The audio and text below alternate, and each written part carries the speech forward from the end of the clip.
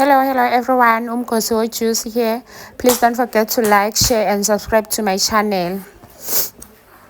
Oh, Mr. Slicer, guys. Mr. Slice. Hayi, ubhek ngama-remix. Mr. Slice. Ngithi ubhek umporo. Umporo is back, guys. Umporo sohamba emigwaceni, throwing bosawoti.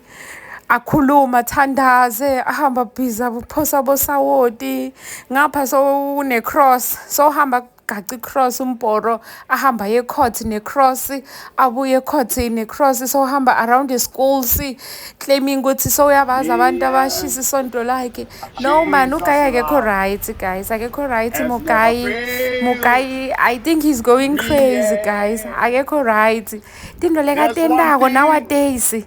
You remember athi uthengisa ama-selfie nge-5,000 rand ama-selfie ukuthi ubuye kuyobona uJesu yena so he took pictures with God so now uthengisa ama-selfie.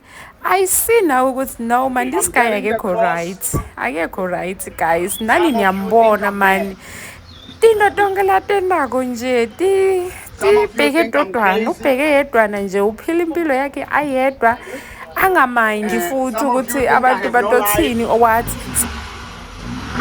Because I'm carrying the cross. We are here in court today